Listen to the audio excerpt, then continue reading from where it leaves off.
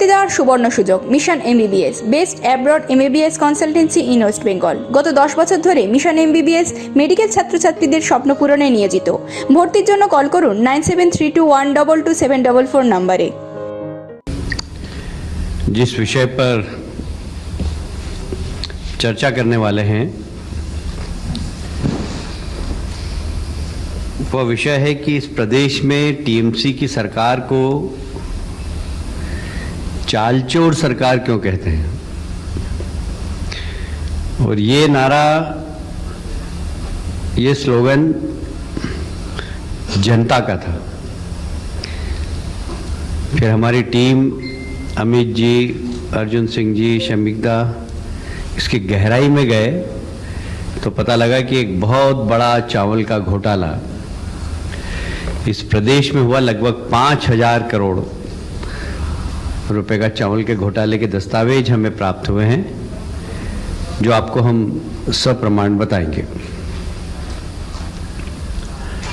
आप सभी जानते हैं कि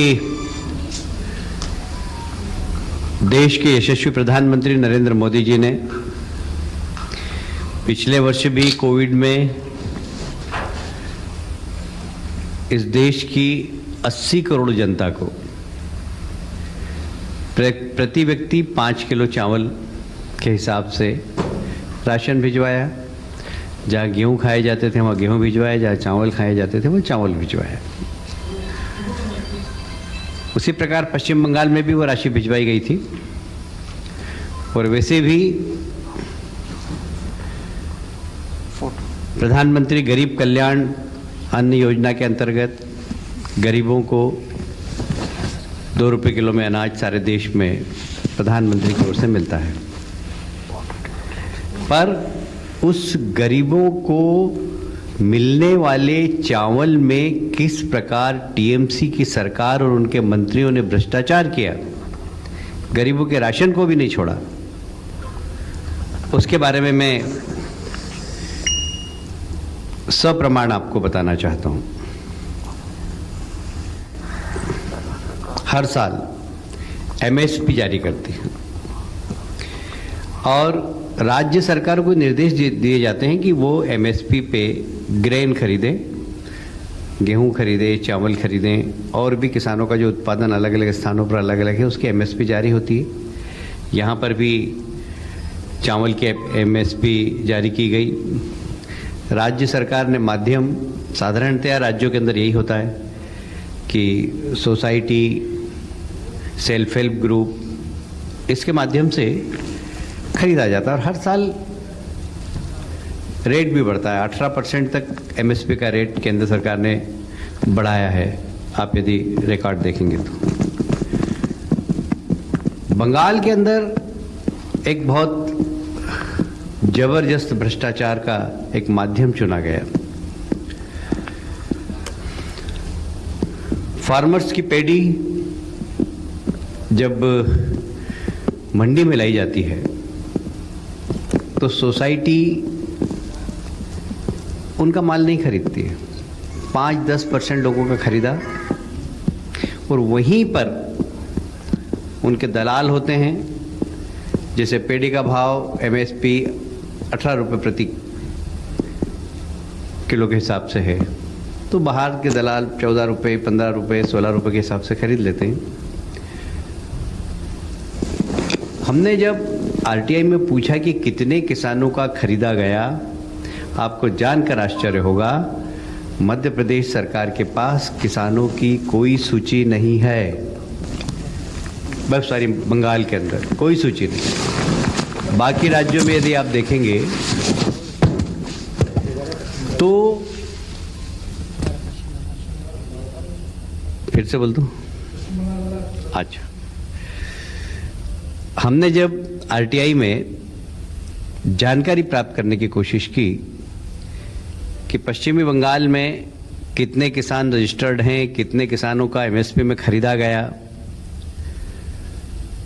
तो यहाँ किसानों की कोई सूची नहीं है, कोई सूचीबद्ध योजना नहीं है।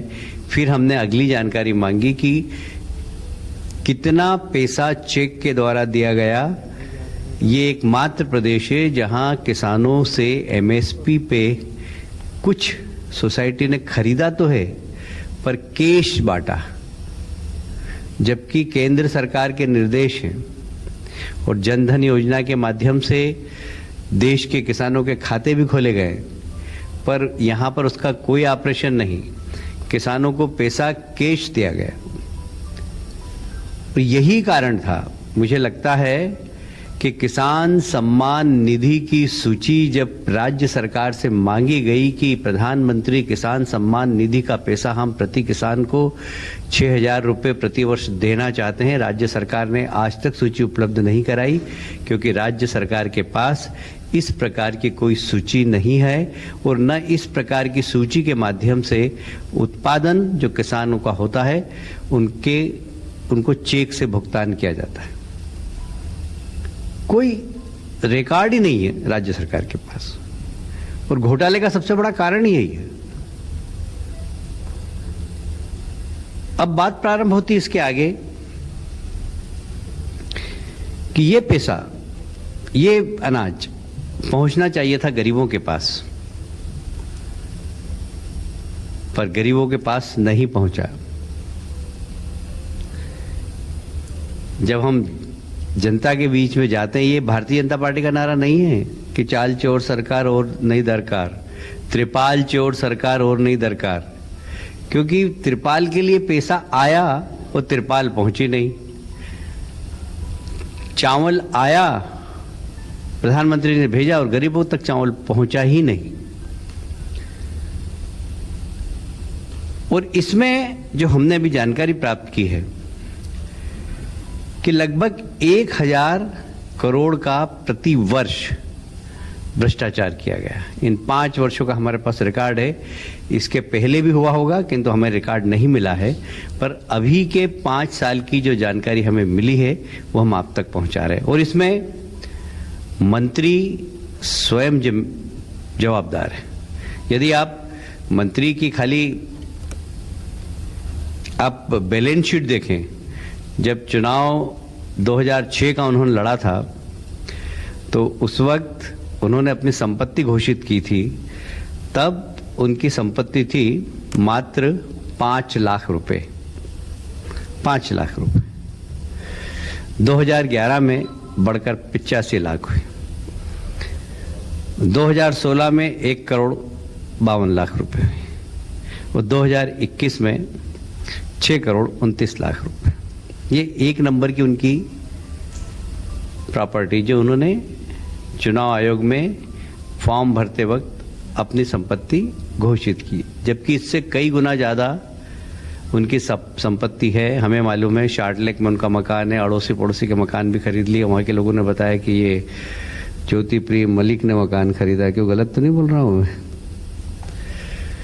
मुझे तो यहाँ भी जानकारी मिली कि बांग्लादेश में भी प्रॉपर्टी है उनकी। क्यों शमीकदा, गलत तो नहीं बोल रहा हूँ?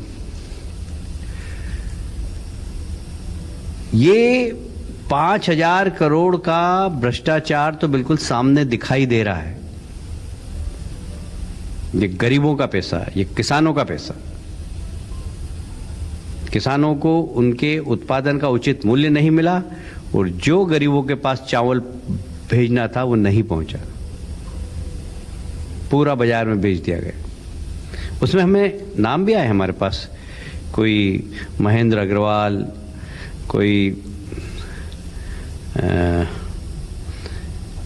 कालिदास साहा, ये सब ट्रेडर्स हैं। एक कोई बाकीबुर रहमान बताया कि ये गो तस्करी भी, इसमें भी शामिल हैं लोग।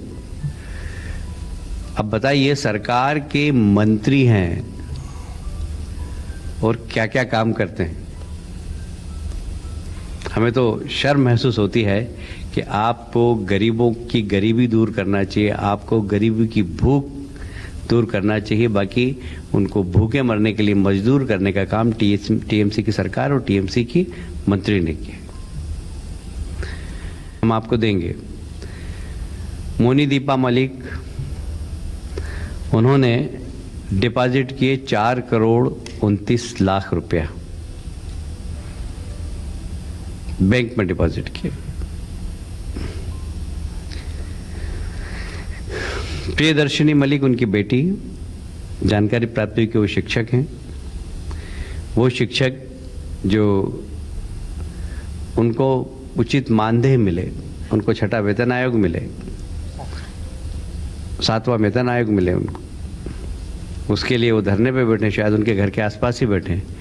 उनकी बेटी ने 3,37,00,000 रुपया डिमोनेटाइजेशन की तरफ बैंक में डिपॉजिट किया। ये ऑन रिकॉर्ड बता रहे हैं हम आपको।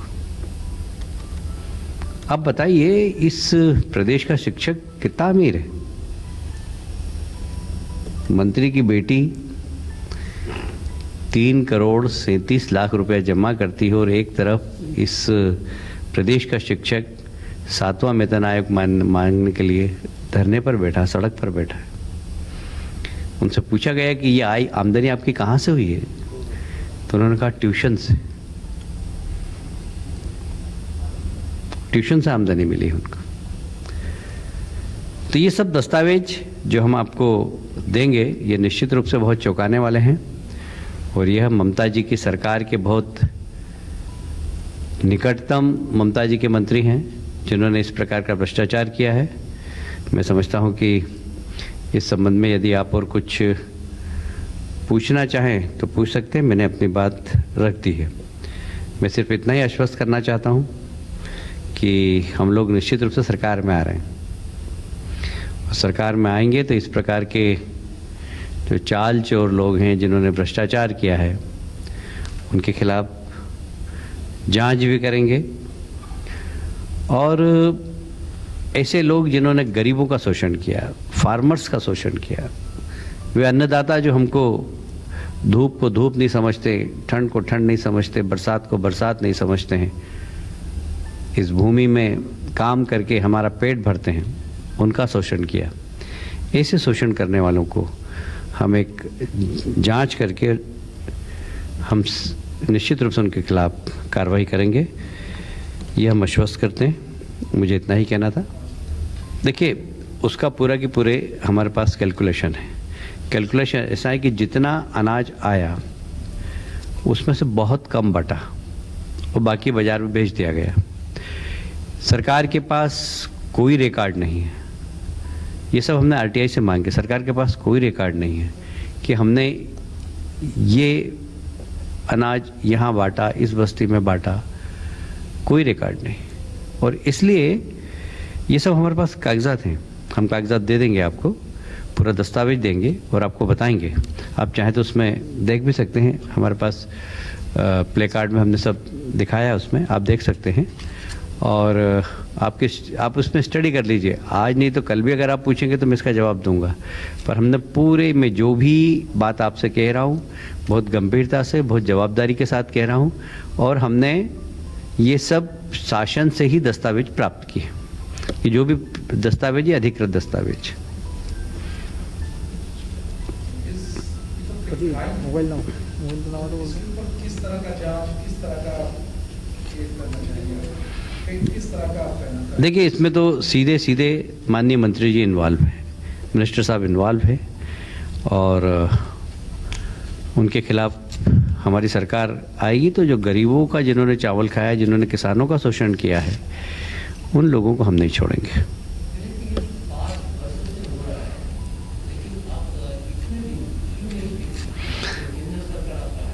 देखिए ऐसा है कि हम काफ़ी दिनों से, पश्चिम बंगाल एक ऐसा प्रदेश है कि आप आरटीआई में कुछ भी डालिए आपको जवाब ही नहीं मिलता है। मैंने कम से कम 100 आरटीआई लगवाई है, कोई जवाब ही नहीं मिलता है।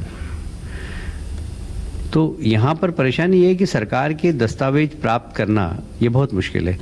लोग जरूर कहते थे, जनता के बीच में हम जाते थे कि हमें चावल नहीं मिला, हमें तिरपाल नहीं मिली, जो मिली। आप सब जानते हैं कि अरफान को लेकर जब हाई कोर्ट ने कहा कि इसकी जांच होना चाहिए, गवर्नमेंट सुप्रीम कोर्ट तक गई। अरे क्यों, जांच करने में क्या है भाई? यदि आपने ईमानदारी से काम किया तो जांच होने दीजिए ना। सरकार किसी प्रकार की जांच नहीं चाहती। ये इसका सीधा प्रमाण है कि हाई कोर्ट अगर कह रही है कि भाई आपने कहाँ कहाँ पैसा खर्च किया उसकी आप जांच करवा दीजिए। सरकार को जांच करा देना थी, सुप्रीम कोर्ट तक गई सरकार। तो इससे लगता है कि सरकार की नीयत खराब है। ये जो नोटबंदी का जो घोटाला है, ये 4 करोड़ और 3 करोड़ का जो है, तो इसके ऊपर कोई स्टेप नहीं लिया गया है इनकम टैक्स की तरफ से या केंद्र सरकार की तरफ से। ये तो हो गया था सब नोटबंदी बहुत। मैं कह रहा हूँ ना कि सारे दस्तावेज अभी मिले, जब मिलेंगे उसके, इसीलिए मैंने कहा कि अब हम कार्रवाई करेंगे। अब तो सरकार आ रही है हमारी 2 तारीख के बाद, तो निश्चित रूप से इनकम टैक्स भेजना है, ईडी में भेजना है, जहाँ भेजना वहाँ भेजेंगे। होगी, क्या कहना चाहेंगे? देखिए, पहले भी कोरोना हुआ यहाँ पर और बहुत तेज़ी से फैला था। उस वक्त तो प्रधानमंत्री जी नहीं आए थे, और अब प्रधानमंत्री जी के नाम पर वो स्वयं, उनकी सरकार, उनके अधिकारी कोई व्यवस्था नहीं कर पा रहे हैं, तो प्रधानमंत्री जी को दोष दे रहे हैं। सरकार को चाहिए कि कोरोना रोकने के लिए कार्रवाई करे, कम से कम इस प्रकार आरोप लगाकर अपने फेल्योर को छिपाने की कोशिश नहीं करे।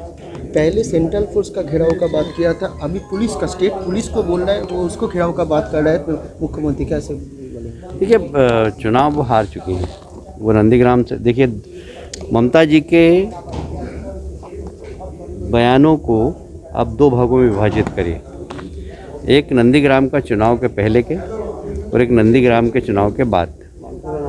नंदीग्राम के चुनाव के पहले की ममता जी के बयान कुछ और होते थे, नंदीग्राम के बाद के बयान फ्रस्ट्रेशन वाले बयान, क्योंकि उनको पता लग गया नंदीग्राम में हार चुकी हूँ, और उसके बाद से जितने भी बयान दे रही हूँ सब फ्रस्ट्रेशन वाले बयान है, और इसलिए उनका आत्मविश्वास खत्म हो गया, ज़मीन उनकी खिसक गई। उनको पता लग गया कि जनता ने उनका वास्तविक चेहरा पहचाना। 3 অধ্যায় রাজঘরানা রামনগর ও মঙ্গল বেনারসি সাহা টেক্সটাইল।